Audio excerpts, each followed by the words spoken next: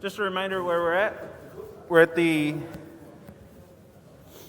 last lecture for LO4. This is the last, technically Wednesday was our last lecture of actual content. So Wednesday was our last lecture of actual content that you need for your homework, so you can do all of homework 4. You have everything you need for the quizzes, the interviews. We're really done with content at this point. Today is review. I do have graph examples on the schedule. By default, I can certainly go through graph examples, I shouldn't say by default, if there's demand. But I'd like to open it up like I do for the last, I think I did this for the last Friday, last lecture of every learning objective. Kind of open it up to more questions. I have the Discord open, as always. Feel free to ask me questions there. I have one thing that I want to start with. I'll go into that in a second. And then it's kind of open-ended after that. Whatever you want to see. If nobody wants to see anything, I'll probably just run some graphs in the debugger. So if that's what you want to see, either say that or everybody's silent, and then that's what I'll end up doing by default. So the last slides, it's only one slide, just introducing lecture task 6. I talked about this a bit on Wednesday. I don't think I have to rehash it too much, but just a quick reminder. LT6, closest player, avoid walls, is finding the closest player to a particular player while avoiding walls. So if there's one player, so say there's a player here, and a player over here, and there's a big wall right here, the closest player is going to be the one that it can reach, the closest one you can reach without hitting any walls. So the way to do this is find the distance from this player to every other player, the distance avoiding walls, which is your LT5 code, and then take the min distance. Whatever that min distance is, that's the closest player avoiding walls. What's up, Dragos? Yo.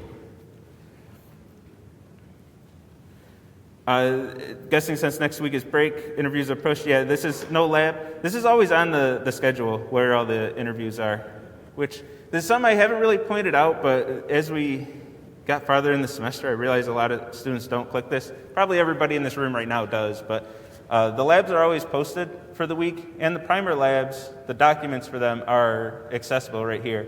All 4 of them are on the course website.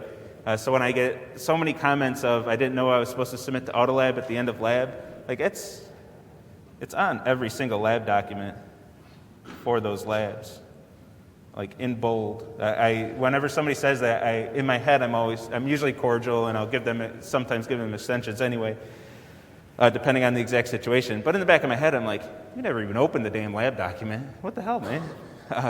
But anyway, that's something I think I'll take a bit of blame on that I just have to emphasize more that those documents are available to you. Maybe some students just don't see them. So, yeah, no lab next week, nothing next week. Monday lecture is canceled. We're taking a whole week off. I canceled all my lectures next Monday. Why not take a whole week off? Why is this only a 3-day break? It's silly. I don't know. We only get 4 total days of vacation this entire semester. Other than that, it's 14 weeks just straight through. That's rough. And I don't know about y'all, but that's hard.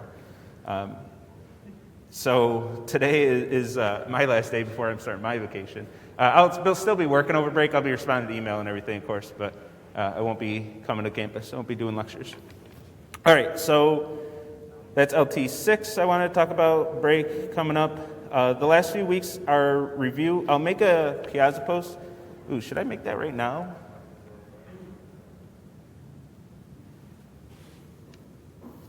Can I do that during lecture? At the mute? Just for 1 second, let me log into Piazza, just so I don't dox anyone accidentally. Where's my magic button? Play student fee.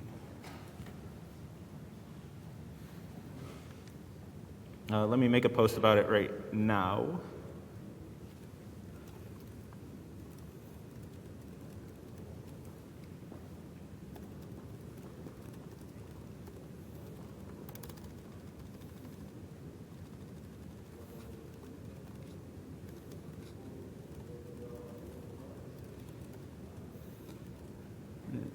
upvoting. Sure. I don't need to put too much explanation there. Since anyone who's not in lecture, presumably they're not going to show up the last 2 weeks anyway, so I'll do the explanation for those of you who do show up. For those last 2 weeks, it's kind of whatever. There are a few things that I like to go over those couple of weeks, just a few things that I find interesting. One of those things is how to deploy your app, how to take an app that you build in this class using the technology that I've shown you in this class, and how to deploy it, actually have it live out there on the internet. For example, how did I get towers, and that's the example that I'll end up using. How did I get towers out there on the internet using Scala? And for that, we actually talk about quite a bit of things, Nginx, Docker Compose. There's a lot that goes into that. And I'll give you a quick, pretty fast overview of all that. And if anybody demands it, I'll do a much slower, more in-depth, thorough overview of all that. That'll take a lecture or two. And other than that, it's whatever you want to see. Within reason, I'll qualify it a little bit, but I've never had to exercise that qualification. Within reason, whatever the top voted things are here, that's what I'll do in lecture. If there's not a lot of activity on this post, I'll do the top voted ones anyway, but then I'll just kind of do whatever I want to do after that. So yeah, get your votes in and see what we'll do these days. And I'm pretty open to what we do, I'll say. It doesn't necessarily have to be 116 related.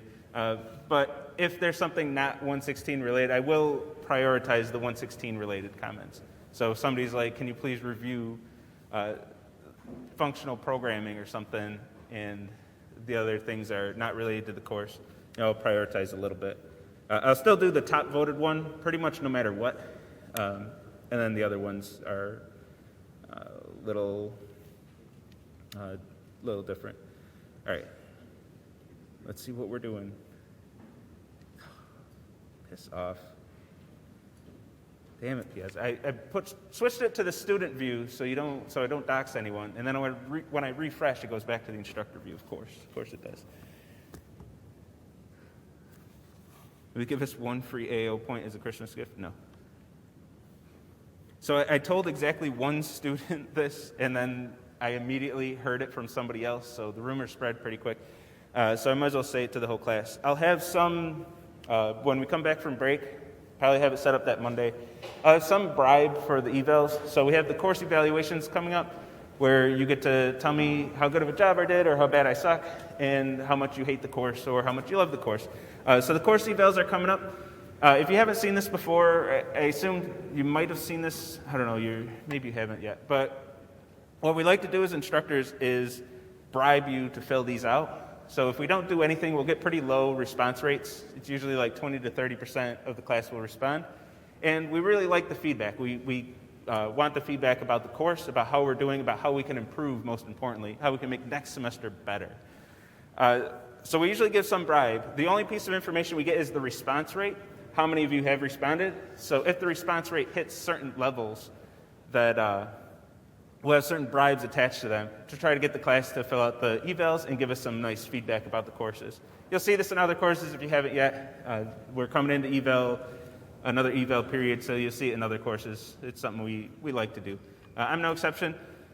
I don't know what exactly the bribes are going to look like for this class, but they will be tied to application objectives. But they will not be free application objectives. It won't be just have one for free, but they will unlock opportunities to earn at least one additional application objective. I'm just not positive what that's going to look like yet. So if you're that one application objective short of an A is going to still be in reach as long as we get enough response rate on those evals.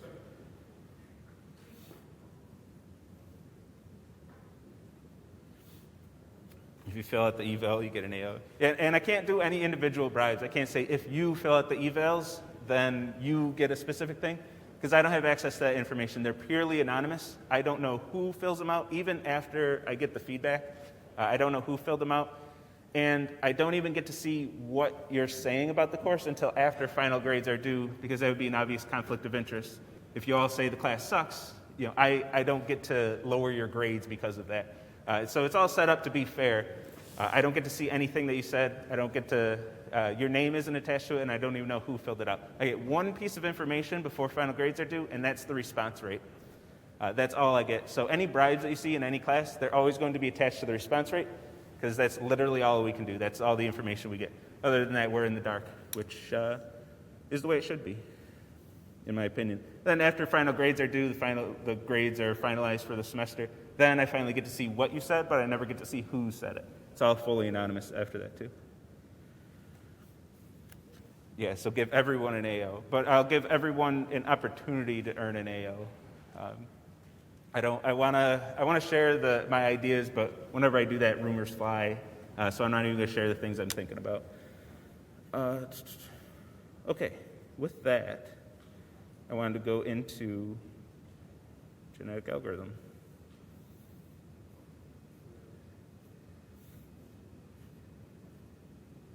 I want to talk about reading song data.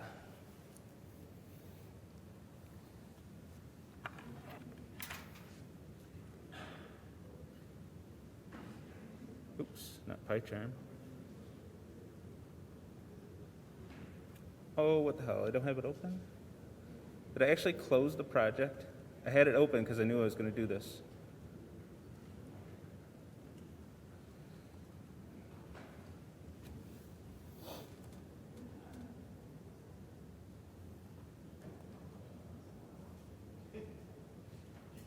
Did I crikey. Maybe I won't do this. Jeez. I don't even have it on here. It must have been on my other laptop. All right, well, let's start from the top. So what I want to do is just give a demo of LT4. Why not? All right, so I do have to take it from the top, though, unfortunately. So genetic algorithm, repository. I'll do it right from the top of cloning a repository. So let me clone this thing. You've done this at least 4 times this semester. Git clone, paste that link. Give it a second to download. And I should have the handout code. Give it a while. I'm going to mark my source directory as sources root. Mark directory as, come on, give it to me, sources root.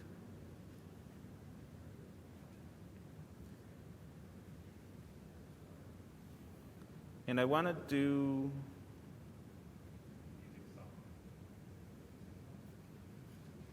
where's my, oh, there it is, sample usage. And I want to run sample usage just to make sure things are looking okay.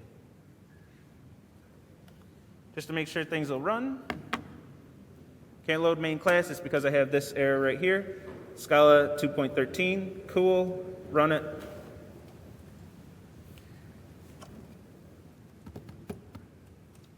It runs and does nothing, cool. All right, so we have the project set up and we're ready to write some code. I'm gonna skip lecture tasks 1 through 3. I just wanna show an example this is probably one of the hardest lecture tasks of the semester. I just wanna show an example of how one could solve this question. So I gave a lot of hints on this one, and I'm actually going to show 2 ways to solve this one, to solidify a few things. I assume most of you have finished that, if not all of you have finished this lecture task. And a lot of the solutions I see can get a little messy, so I just want to show 2 different ways to be able to do this in a clean way. So we know that we don't want to iterate over, that we don't want to recurse over the file name. So one of the first hints that I gave you was make a helper function. I'll call it from file helper, because why not? And what I'm trying to process are the lines of the file. So I do want the lines of the file as a list of string. I feel like I haven't done a lot of live coding this semester, so I want to do some. And when it's a lecture task, it's really relevant. And what I'm going to return here is a map of strings, which are going to be YouTube IDs. to song. That's what I want to return from this method. And I'm going to call this method on those lines. So from file helper on the line. So I'm going to give it every single line. That's going to give me a map. I'll just call it songs, which is going to be a map of string to song. So once I have a map from string to song, I want these songs to be what I'm actually returning. So I'll do songs.values, get all those songs, turn it to a list, and that's what I'll end up returning. I'm going to grab all the songs out of that map. I don't care about the YouTube IDs and mapping them to YouTube IDs. That information is in the song itself anyway. So I'm just going to return the values of this map as a list. So my goal of this recursion is to return a map, mapping every YouTube ID to its song. If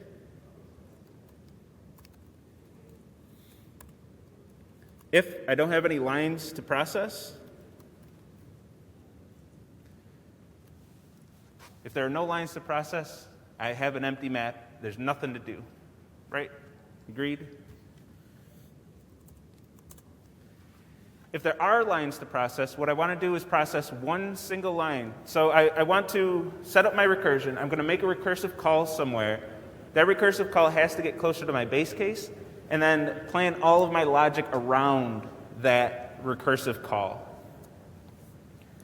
To get my recursive call to be closer to the base case, I want to do the minimal amount of work possible to be able to get this a little bit closer to the base case. If I'm recursing over the lines of the file, the absolute minimal amount of work that I can possibly do is processing one single line of this file. So my goal here is to process one line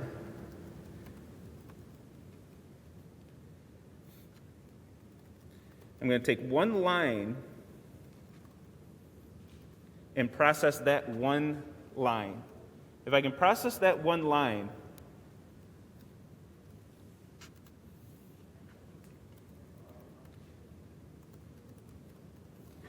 I'm going to process that one line and make a recursive call with all the lines except that one line. And I actually want to do this in the reverse order. I'm going to process that line first. That's going to give me this map that I want, containing all of the information of all the songs, all of the song data, except for the first line. Call it songs. Why not? And then I want to process this one line. I'm going to assume songs has all of the information that I want. And then I'm going to process this one line and do just a little bit more extra work. So I want to do line.split. I'm going to split that thing on commas. And at this point, one thing I really like to do is going to my data file, Sandstorm, sure, is going to my data file and copying a line from that data file.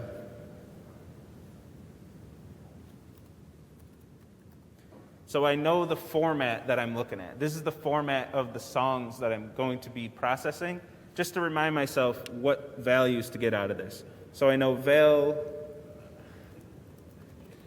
YouTube ID is going to be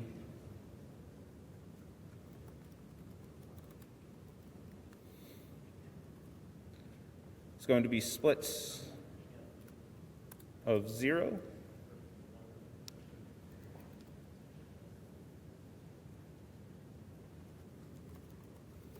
Artist,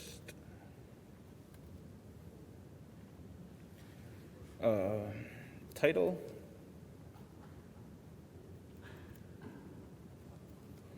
rating is kind of the boring part, right?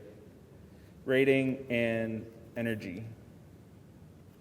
So I can get all the values out of this, and now I want to ask myself one important question.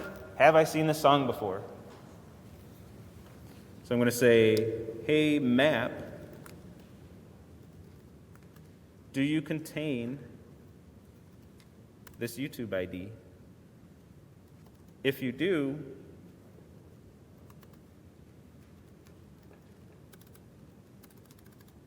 This is a duplicate song. Else, it's a new song. So if it's a new song, our job is easy. We're going to return a new map that is this map, songs, plus YouTube ID to new song with all the information that we need. Song should be the artist title, artist, YouTube ID, and then a rating.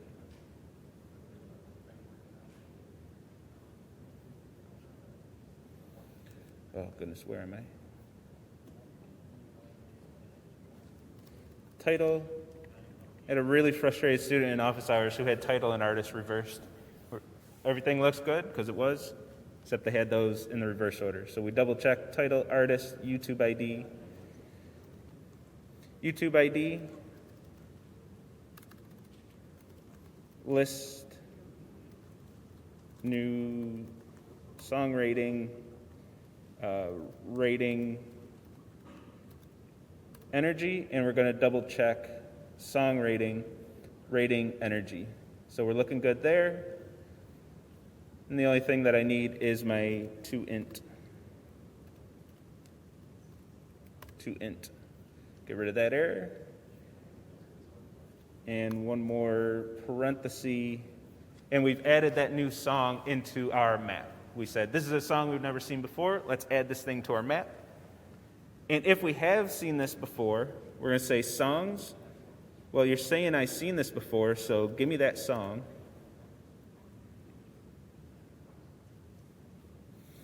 Give me that song. Oh, shit. I don't have add rating.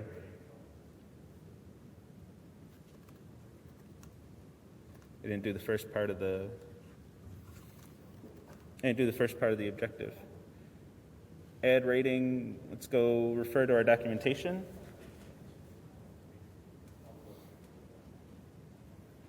Add rating that takes a song rating and returns a new song.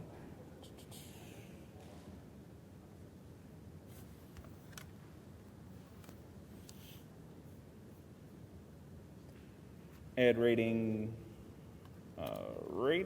song rating, returns a song, new song, this dot title. I assume this part didn't give anyone too much trouble, right? So I can fly through this one pretty quick. Artist, this dot, we want to create a new song with all the same information except the ratings.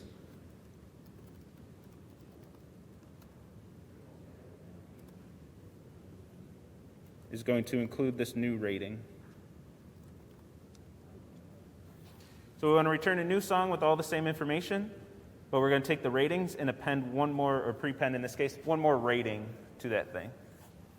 So now that we got the first part of this, now we can get down here. Add rating, new song rating, rating energy. So that gets us the new song that we want to add, but we have to add that to our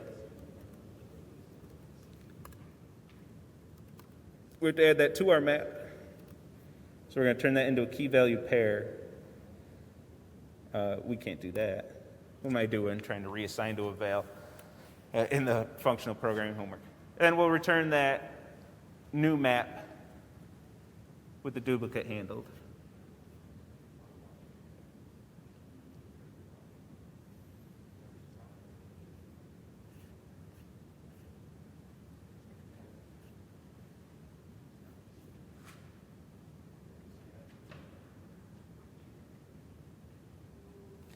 I'm going to pull out our friend, the debugger.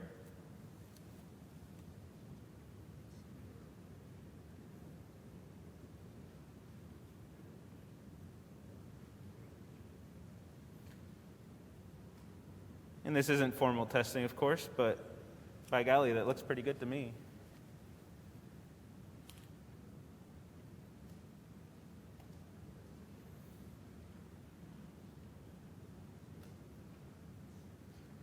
Let's actually take a look at one of these. Oops, artist. YouTube ID, because I know that's going to be unique. Can I copy that? Let's go up to our data.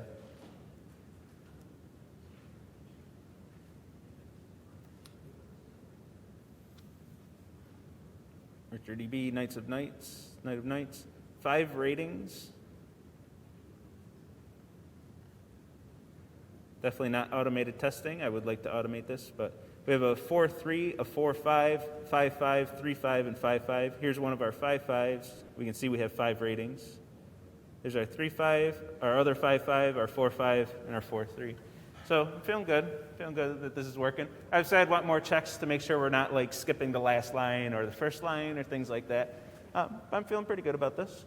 In fact, what I would do is create a new file that's only like 5 lines. I made this suggestion a lot. Like 5 lines where at least one of the songs is duplicated, and then make sure that things are looking okay that way.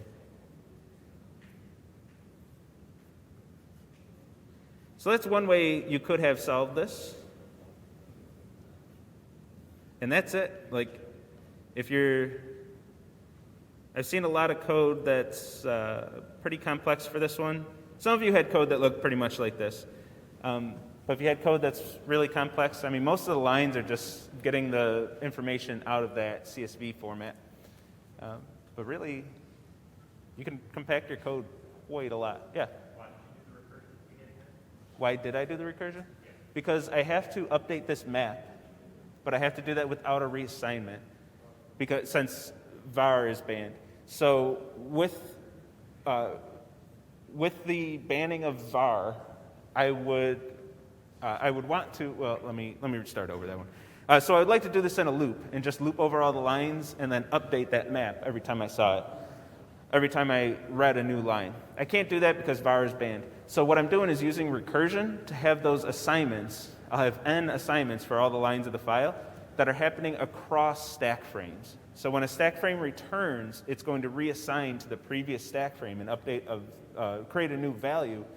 But since I have n stack frames for my depth of my recursion, I effectively have n reassignments, but since they're happening across stack frames, I don't have to use variables. I can do those all with values.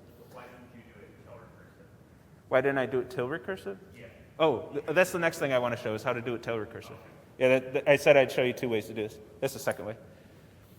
And you can actually do this whole thing without recursion. I've seen a few students do it. I think it's more complicated, in my opinion, but you can do it without recursion. I just shouldn't say I think. You can do it without recursion. I think it's harder to do that. So this is recursive. It is not tail recursive. So, and this is something I don't talk about much in the class, but since we're done with content, and I don't think there are any questions here. It's been pretty silent.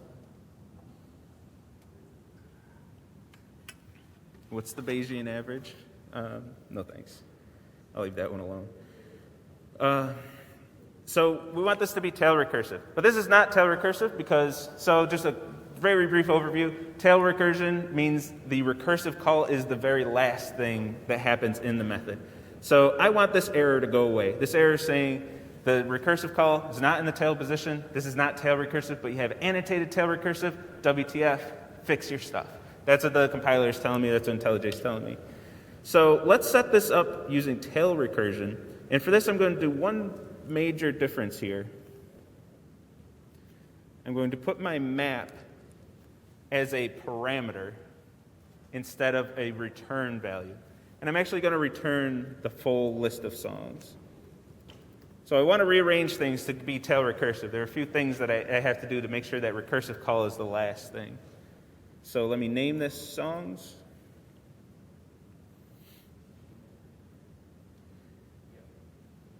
And now, if I'm done processing my lines, I'm going to, instead of making the recursive call and then processing a line, I want to process a line and then make a recursive call with the updated map. So I have to rearrange things a bit.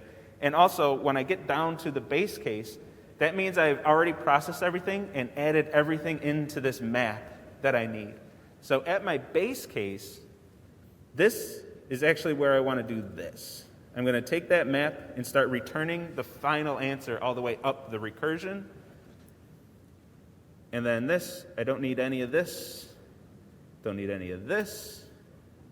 Because I'm going to return a list of songs, the final answer from the base case, which gets returned all the way up the recursion, but since it's tail recursive, it's just going to be returned directly to the calling function.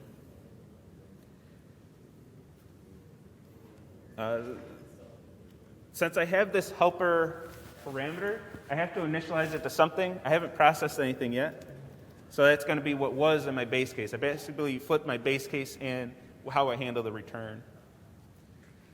I'm going to start with an empty map. My recursive call we know is going to be at the bottom here. So the map here is going to be what's been processed so far. We're processing going down the recursion. So this is what's been processed so far. We're going to process this one line. We're going to get to this point. Didn't I name that songs? Oh, but I redeclared it here. Let me just comment that out for now. So I'm going to do all the same checks, except now when I get to this check of songs, I want to make a recursive call on the new map. So now I'm going to make my recursive call, read songs from file helper. I'm going to make my recursive call on lines.drop1.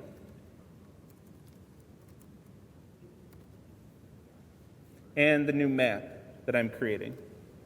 So I'm passing that map down the recursion instead of processing it as I'm coming up the recursion. So now, if this conditional is true, this is the last line of my method, which is the recursive call. Let's do the same things here. Oops.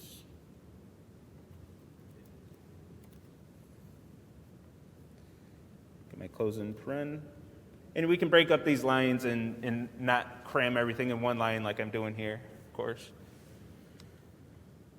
Get rid of this, don't need this anymore. And now, whether this conditional is true or false, the recursive call is the last call of our method. It's the last thing that happens.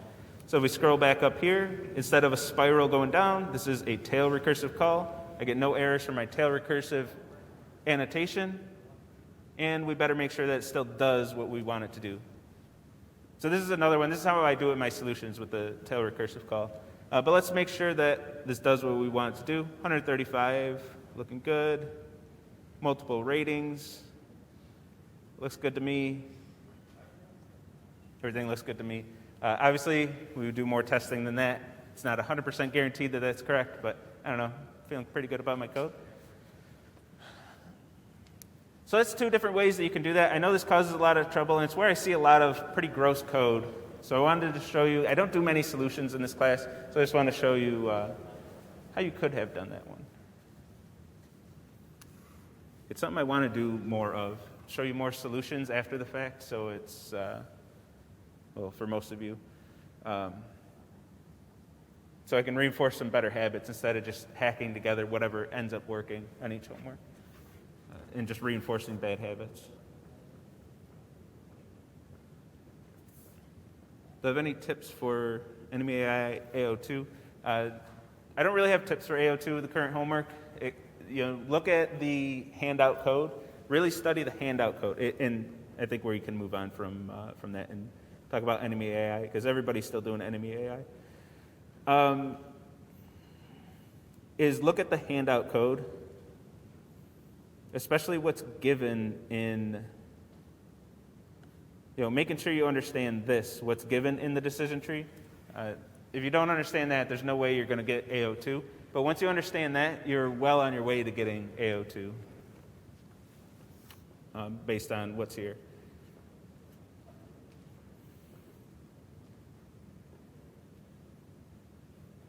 One thing I want to say, I forgot to say anything about this. In LT4 of Enemy AI, we don't call it at all here, do we?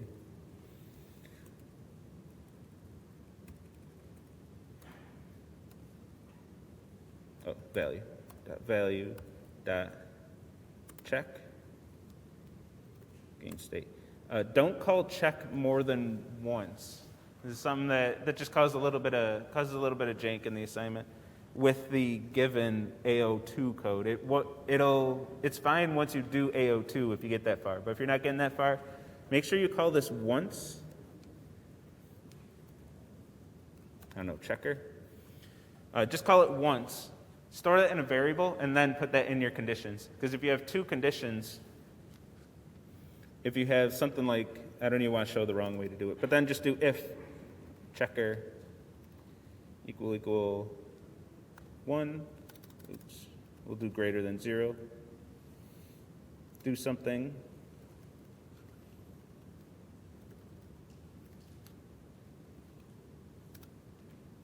Do something.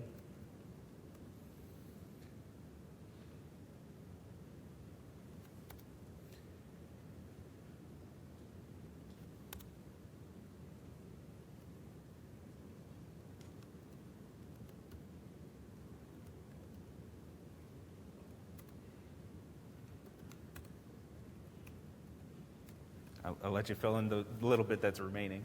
But make sure you store that in a variable, then call it use that variable multiple times. If you're saying check here and check here, calling that twice, it can cause some strange results because there's some randomness right here. You're calling math.random multiple times, and it's possible that you're not going to hit either of those conditions. So you get some strange behavior. I think it still works fine, I believe, in the grader, but you're going to get really strange behavior when you run your GUI if you're calling that method twice, strictly because there's randomness here. If you take the randomness out, then you wouldn't have that issue. Yes? I have a question about like that in AI. Mm-hmm. So with the path of grid locations, if it's one, it's supposed to return one thing, but if the length of the linkless node is greater than 2, then we're supposed to return the next grid location.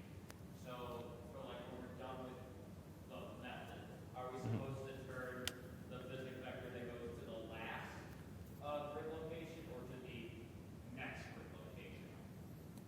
That kind of makes sense. If, so if the path is length 1, It should just go to the middle of that grid location. That people would know. yeah, then go to the middle of this grid location. Else, you're going to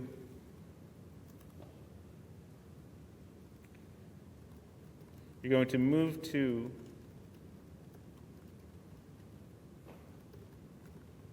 path.next. And you're only concerned in either the first node if the list is length 1 or the second node if the list is length 2. You don't care about any other nodes in the list other than those first two. Okay, so even if the linkless node is hypothetically like, I know it can't be like 3, but like it has a reference to like 3 different grid locations, I only care about the second grid location. Right. Okay. So you have the whole path information, but you only ever care about those first or second node.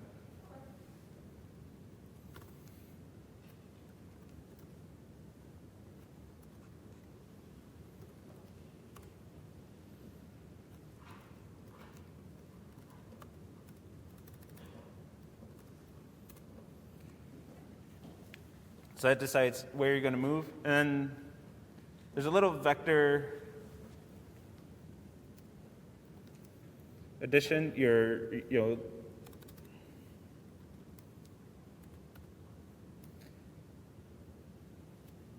Actually, I might as well go the whole way. I gave you the center as vector method.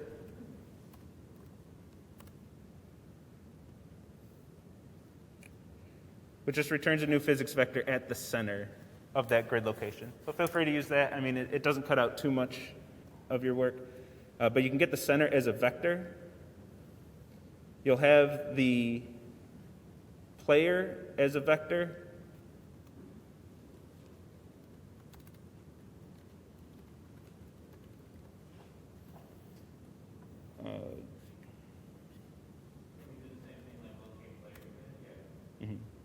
Locate player, this dot ID.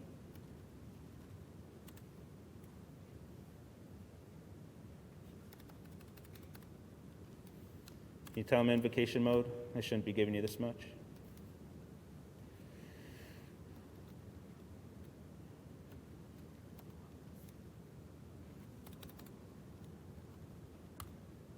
And some vector subtraction, some of you may not have seen vectors if you didn't take physics or anything.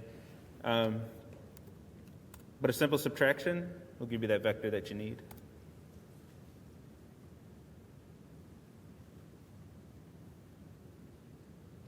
This is yelling at me about physics vectors. Get out of here. You can set this up a little different. I would actually set this up like this. Oh, because I called them grid locations.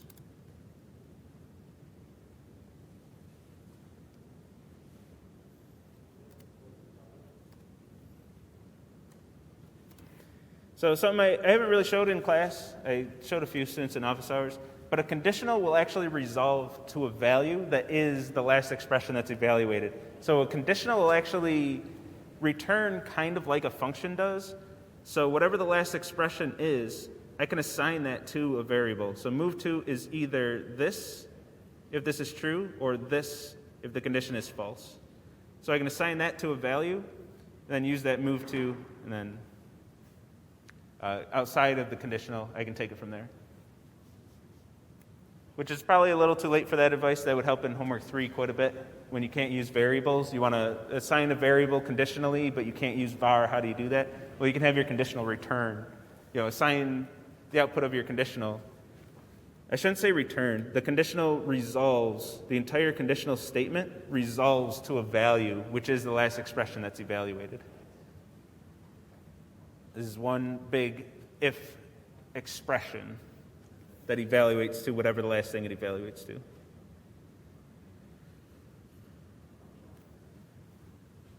Any other questions?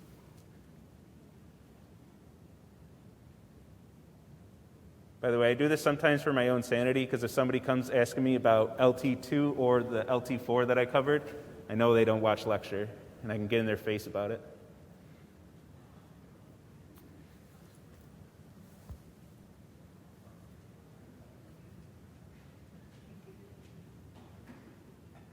Somebody's going to ask me about LT2 in office hours the week after break, and it's going to be like, you don't go to lecture, do you? No. You don't watch the lecture videos, do you? No. I like when they identify themselves like that.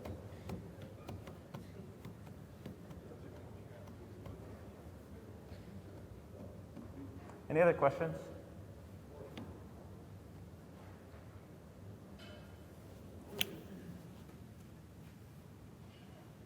All right, let's call it a day then, I guess.